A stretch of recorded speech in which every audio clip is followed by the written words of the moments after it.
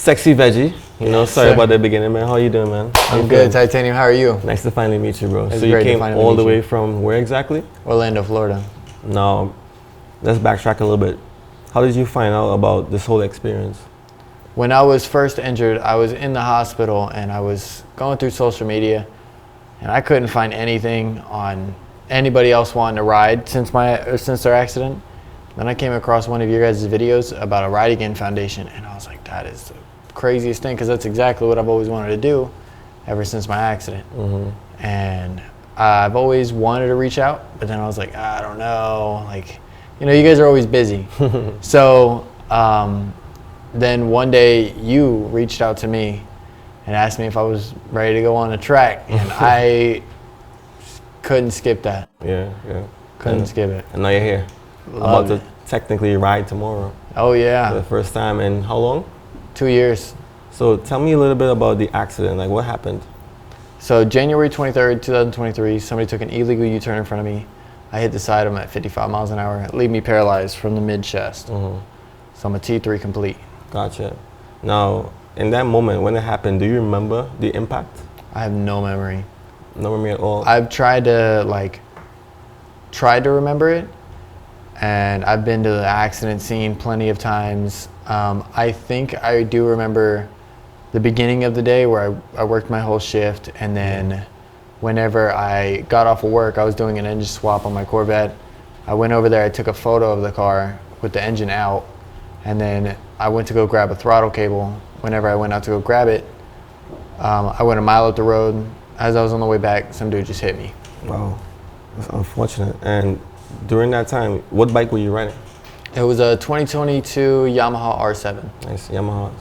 Was that your first bike? No, I had an R6 for about 3 years. Gotcha. Have you ever been in an accident since? Well, is this your worst accident, I would ask? It's definitely For the sure, worst. yeah. It's definitely the worst. Right. I don't know if you could top this one. Nah, you can't top that. But Wow. I've not been on a bike since. I've not gotten into any accidents since. So it was a one and done. Yeah. Now, as it relates to your friends and your family, like, how did they take that? Well, 95% of the friends that I did have disappeared. The relationship that I had at the time disappeared. It was just family. Family over everything. So when you say relationship, like your girlfriend? Yeah, I was in a relationship at the time, and it just it didn't work out. Right. So do you feel like we'll tap into that? Well, different segments of it. But do you feel like having this disability makes it difficult for you to have relationships? So in the beginning, I will say that I struggled hardcore. I wasn't happy with me. I felt uncomfortable for a very long time. I would fake it. I'd fake like I wasn't injured. I would hide my wheelchair. I would just fake it till I make it kind of deal. And then whenever they told me to get out of the car, I told them to walk home. I told them I can't do it. I'd leave the wheelchair at home. So I can relate to that sometimes because if I'm outside and I'm showing my legs, or let's say I have shorts in the car and I have to go pump gas, most of the times I'll be like, I might just run into E for a little bit because I don't want anybody to see me, or I'm just not in the mood for people to stare at me. Do you sometimes feel like people are always staring at you, and how do you deal with that?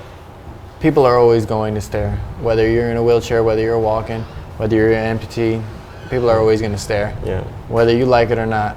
Yeah. You got to be you. It's your world. They're just living in it. Nice facts, right? Be you, brother.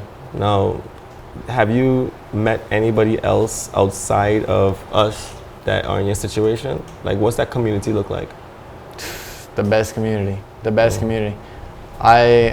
95% of my friends are in wheelchairs or should be in wheelchairs. Really? Oh yeah. I love them. It shows how strong you are. That you can not only overcome the accident, but then overcome the aftermath of the accident. Because it's not just an accident. You also got to deal with depression, anxiety, life. Because life doesn't stop just because you're in an accident. That's nice. Now, you mentioned depression. Like, yeah. would you say, are you currently depressed right now, or you've already overcome that? Not anymore, brother. I'm the happiest I could be. For real? I couldn't be luckier it's unlucky that I was in the situation, but it's lucky the fact that I overcame it and I became the person that I am today. I'm a lot happier with me. I'm more comfortable being me. I don't have to put up a front to be funny. I don't have to act like I need somebody else to care. I live my life. I understand. Now, when it comes to getting back on the motorcycle, what are some of the difficulties you feel like you currently face right now? Turning. That's really my only thing that's really gotten into my head. I worry about turning, leaning the bike because I'm such a high paraplegic. I don't have my core. I'm paralyzed mid-chest, so I don't even have my lower chest. So turning the bike left to right, leaning it, stresses me out a little bit, but I feel like once I get on the bike for the first time and I kind of do it, then it'll go smooth as butter. So when you hop on a bike, right, and your hands is on the throttle, one is on the handlebars, do you, like, what does that feel like? How do you, so your hands is holding it tight, but obviously you need core to ride, to lean. Like, how do you navigate that? Like, how do you ride? So what I would do is I would have my arms on the handlebars as usual, and I've thought about, or I've heard from other people, to put foam blocks right on your lower stomach, right on the tank, so then that'll keep you kind of elevated almost. Okay, and that's what you currently use right now? It's what I'm gonna try. Gotcha. So that's the plan. That's the plan for tomorrow. Yes, sir. Now, segueing into this, in terms of motorcycle suits and gear, right? Do you have any motorcycle gear right now? So I couldn't bring any, but I do have a helmet and I have all my crashed gear. So I mean, they're not great gear, but it'll gear. So you were wearing full gear when you had an accident? At the time of the accident, I was wearing gloves and I was wearing a helmet. I was only wearing a t-shirt and jeans because I was only going a mile up the road. I didn't dress for the slide. I dressed because it was hot. Yeah. So had you had full gear on, would you feel like this would have not happened? No, the way that I hit this car, I mean, I hit it head first. I didn't slide. I had a riding jacket, but it was only made for sliding. Copy. I didn't slide. Okay. I hit it like a brick wall. Now, let me ask you something. When you're by yourself, without support, is your house set up for, like, I would say, is it accessible for you? Like, or do you always have to reach out to mom or your aunts or uncles for help and support? Like, are you able to be independent by yourself? Oh, we made it accessible. Oh, yeah? That was the first thing we did. I mean, by the time I made it home from the hospital, they just built a ramp on the outside of the house. Like, they just got it done. Nice. The bathroom is fully redone for me. Everything is just ready to go. I'm fully independent. Nice. Now, showers. For me personally, showers used to be something that was very peaceful for me. But now I find myself sometimes even ducking a shower every now and then because it's so much effort. Is that the same for you? Like, what goes on with that? It's a lot more work. It's not just jump in the shower, enjoy your music, and just shower. Now I have to transfer into a shower chair. I gotta go mess with the water, and then I gotta get this shower chair over a lip. And then sometimes the shower chair doesn't want to. So then, you know, and then the shower chair that I have is a little bit bigger, so it's tight. Gotcha. Now, have you ever had a spill or fall in the bathroom since your injury? Not in the bathroom. I fall everywhere else though. Yeah? Oh, constantly. Wow. So I seen that you used to dance a lot. Do you miss dancing, bro? I wouldn't say dancing, but I do miss doing the things that I used to do. There are a lot of things in my life that I've done, I've accomplished, I've set very many goals, I've hit those goals. It's sad to see other people do those goals. Like I taught myself how to do a backflip right before my accident. And now I see, you know, my past friends doing backflips and I'm like, I used to do that. Or, you know, I did calisthenics or bodybuilding. Like I just did all that good stuff. And because you can't do it anymore, it sometimes bothers you. I know, like for me, for example, as simple as I'm on a track and I'm riding on a straightaway, because I don't have toes to shift and people pass me by, it's always like, I always feel defeated sometimes. It messes with me a lot sometimes, but then I quickly counter that with the fact that at least I can still ride, right? I still have the ability to ride. When you're in those situations where you are reminded by what you can't not do. Like, how do you really overcome that? What is your tip and trick to get over that? I can do it. I just do it differently. It's not going to be as smooth as the guy with 2 legs, but I'm gonna do it with no legs and make it look harder. You know what I mean? I'm gonna make it look better. Nice. You have a really good I would say approach towards this whole situation. Now, what are some things that I don't know what this life was like? What are some of the things that you deal with on a day-to-day? For example, for me, I've never been to so many doctor visits in my life. Like, I find myself visiting doctors like 4 times a month, and you couldn't pay me to go to the doctors, bro. So now with that, like, what is this lifestyle like? Is it a lot of doctor visits, or? So I don't really visit the doctor as much. I'll maybe visit it once every 4 months, and it's just a like, how's it going kind of deal. But I do everything just like everybody else. I just sit down. Yeah. I'm just lazy. Oh yeah. I'm just lazy. That's it. In your house, is that, like you mentioned you're lazy, I know you're joking, but like in terms of like, is there an expectation for you in your house? Like, do you still do your chores? Like, what's your day-to-day routine look like? Oh yeah, I help around the house. I do everything just like I used to. Everything. Nothing really, it slowed down for a while because I couldn't really move for a long time. And now that I'm fully capable, there is no slowing down no more. Now, is there anything that you would like to ask me as an amputee? Because, you know, every disability is different and it comes in different various sizes. Is there anything specifically that you would like to ask me? Who's someone you look up to? Somebody I look up to right now? I think that changed. I used to look up to my grandfather a long time ago. But as I got older, I realized like that cap was there. I feel like I've done everything that I was supposed to do to meet his expectations. Now who I look up to, for honestly, bro, is really myself. Like, I am my biggest motivation because, similar to you, I went online to look to see who was doing what I was doing, and nobody was doing it. So then I took it like personal, so I can start creating this image for myself. So a lot of times I'll go on Instagram, like when I'm done and chilling and my legs is elevated, and I'll start scrolling, looking at my content. And a lot of times sometimes I find myself crying because I'm like, I don't look like what I feel, bro. You know, I know I look different, especially when I'm not showing my prosthetic leg, but I feel terrible every single time. But looking at the videos, I'm like, yo, I can see how people are motivated by it, but at the same time, they don't really know the truth. They don't know what's beyond the social media page. So for you, I know you've been telling your story a little bit on social media and you've got a nice little following, but your followers, they can't even tap into a percentage of what you go through on a day-to-day, right? So like, how do you navigate and deal with these types of things? Like, how do you cope with that? Well, I mean, every day, you know, you wake up and you're blessed. You're blessed to be here, so you just can't stop. You can't slow down, you can't stop. You got goals, you got ambitions.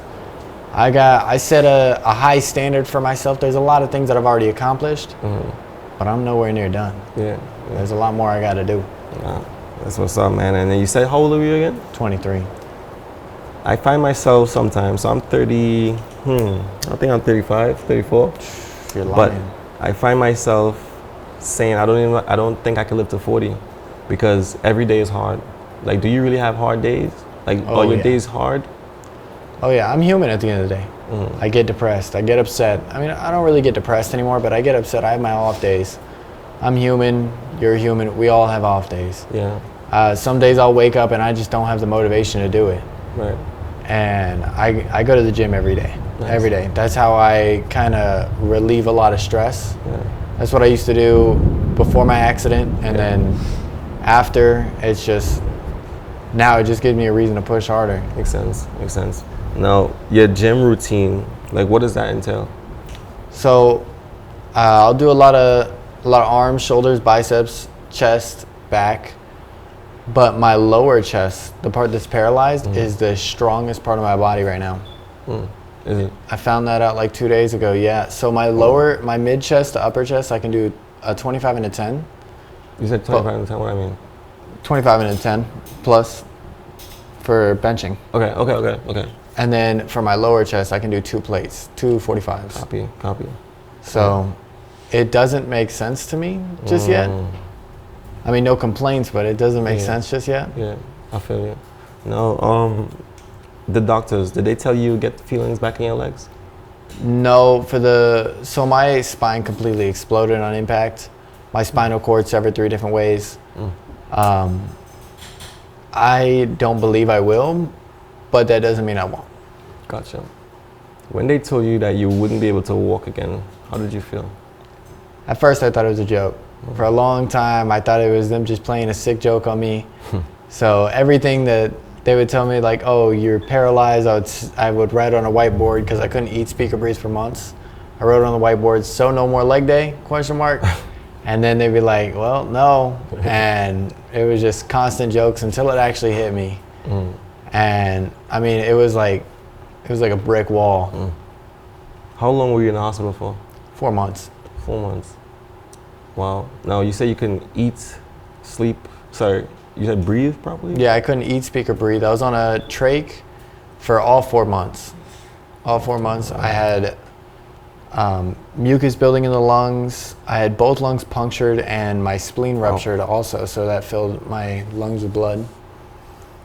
What was that like? I asked you this because the hospital was my hardest time ever, bro. At the time, I had a 5-year-old, and a lot of I think the mental struggles was not being able to be there for him, or not being able to like do the things like I once used to be able to do. I spent a lot of Fridays in the hospital. I remember Fridays just passing. Every time a Friday would pass, I would say to myself, I'm like, yo, this would be a night where I can get to go to the club and, you know, spend some time with my girl and do all these different things. And then where I stayed, it was in the heart of Philadelphia. So I can hear all these bikes, these mountain bikes. They go, and I'm all I can hear, and as I'm listening to them, like, it used to make me feel sick. But then I used to tap into, like, you know how you play with your mind in the hospital? Like, you can really visualize things. I started putting myself on the bike and like what the throttle hands was doing. I was trying to ride with them, and I found myself, I was like, whoa, like, why am I even thinking like this? I just lost my legs on the bike and I'm still thinking about the bike. So it was then when things started coming to my head, I'm like, yo, I might want to ride again. When did you figure out that you wanted to ride again? As soon as I woke up from the coma. The first day. I turned 21 in my coma. As soon as I woke up, my parents looked at me, they were like, what do you want for your birthday? You just turned 21. And I wrote on a whiteboard, I said R1. And I've always wanted that 60th anniversary R1 just to match the 60th anniversary R7 that I crashed. Are you serious? You know I have a 60th anniversary I R1. do know you have that. That is crazy. For me, I was riding the 2008 R1 at the time. And you rebuilt it, right? And I rebuilt it. Yeah. And I took it personal. You know, it's just one of those things where it's unfinished. I had to, personally, I'm glad I was able to rebuild it. And I'm grateful that I had the resources to rebuild it. But when I did it, I also went back to the accident site and ride past it. Did you ever get to do that for your accident? I've been there plenty of times. I actually just recently visited there and got out of the car and actually like sat right where the crash happened. There's a crack in the road right where it was. I know I didn't make that crack, but it's like, that's like my stepping stone. What was that like for you? At first it was, my heart started racing and I was like breathing heavy, but then I was like, I had to calm down and I realized it's not done. That was the new beginning. Gotcha. So for in my situation, I also felt something similar to that. I felt like when I got past it, like a new leaf just became about, right? So I was like, okay, so now the next step will be to make it home. And I tell the story a lot because that's when I had to, the first ride I had was actually with my sister. I went to meet her and I wanted to, impress her to show that, like, I know I lost my legs, but I could still ride.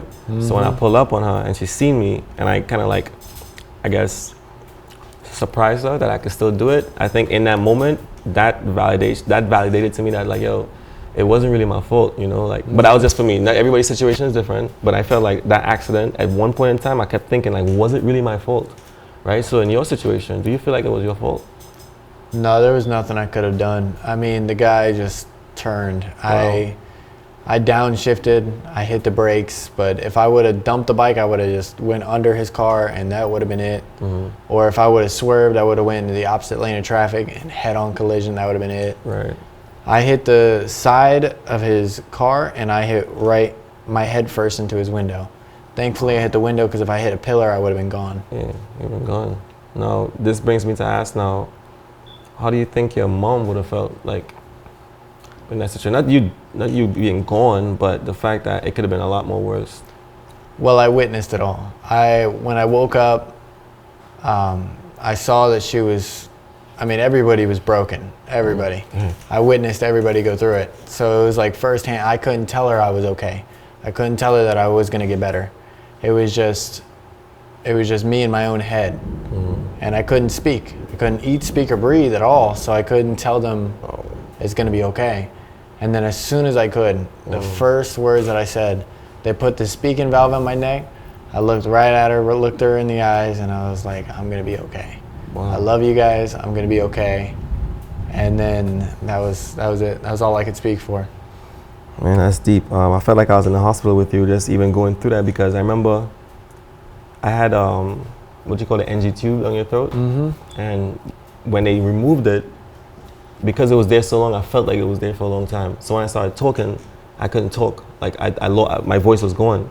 And in that moment, I was like, dang, not only did I lose my legs, I thought I lost my voice. I thought I became a mute. So I'm like, yo, what the heck? So I started saying, Joseph. Because they asked me, say your name. That was the first thing they said, say your name. And when I started saying, Joseph. And the first thing that came up was, Joseph. I was like, what the heck? So I was like, not only did I lose my legs, now I sound crazy. So I'm like, oh my God, this is getting crazy for me. Like, my life is really becoming nonsense. But then even in that, I started talking and talking, and I got stronger and stronger. So for me, I understood that the body is amazing, right? Because even from something as a voice, my voice got stronger. And then from that, I started being able to, I couldn't lift the cell phone. The cell phone was so heavy to me. So gradually I started getting stronger and stronger. And then I started doing like the rubber bands. Oh yeah. All these different things. You did that too bands. As well. Yeah. Right? So even in that, like, everything was a step-by-step process, right? And the reason why I'm saying that is because healing is definitely a process. Mm-hmm. And for us, because we had to rebuild our lives from the ground up, I feel like that gives us a level of like a superpower almost, because we've seen the worst, right? So I ask you now, seeing that you didn't remember the accident, but do you remember like the afterlife? Did you have an afterlife experience? I did not have the near-death experience, but I know quite a few people that have. I wish I did, though. You wish you did? Oh, I wish I did. Why? I don't know. I wish I could remember my accident. And I know you remember your accident, and you don't want to remember yours. Yeah. I think I remember you saying that, and I want to remember what I did. I want to remember it all.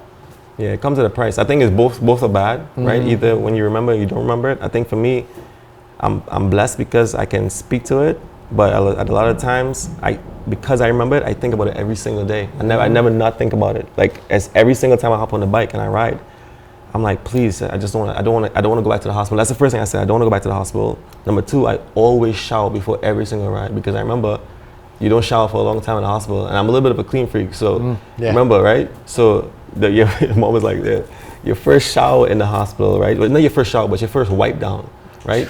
What was that like for you? Oh, it was a dude. A dude bathed you? A dude.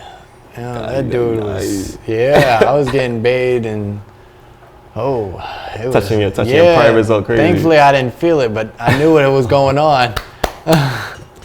For me, I saw like every single nurse. I had like 37 nurses. I stayed there that long. Mm-hmm. So old, young, like even my wife was sitting next to me, and she used to like learn as they clean me. But there was some really attractive nurses in there, bro, and just touching up my. No, forgive me, lack of whatever, but I can't move. And I'm like, this is so crazy. I would never ever expose myself like this. So being in that kind of space, like so open to it was at that moment I was like, I lost all fear in telling my story or even expressing myself. So that's really why I started doing storytelling.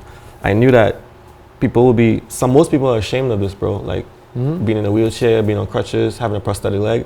So I started really shoving the leg in everybody's face on social media, so everybody could be like, all right, well, I've seen a prosthetic leg, I get used to it. Therefore, the next person after me, if they have a prosthetic leg, they can feel confident knowing that, hey, well, look, Titanium is doing it. Titanium does the same thing, and he's cool, and he doesn't care, or he still carries himself in a certain kind of way. So I see for you do the same thing, because you're in a wheelchair, you're always spinning on social media, doing all these different crazy things. So how did you get that confidence? Like, where did that come from? You just got to be proud of what you got. It took a long time. Like I said, I used to fake my injury. I used to not tell anybody that I was injured.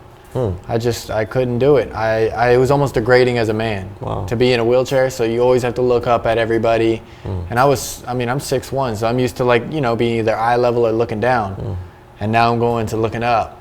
So I mean, it was degrading at first, and then I got used to it, and now you just gotta embrace it. If they don't like you for who you are, then move on. I could talk to you all day, bro, and I feel like we can, but I'll have to wrap this up. Yeah. This was an amazing time, bro. I think tomorrow is gonna be, well, providing if the rain doesn't fall, I look forward to kind of like having you on the track, you getting back on the bike, and even if that doesn't happen on the track, we'll find a way to make sure that you get the experience so that when you go back home, you'll be good. Always ready, Titanium. Sexy Much love, veggie, brother. sexy veggie, bro. Much love, brother.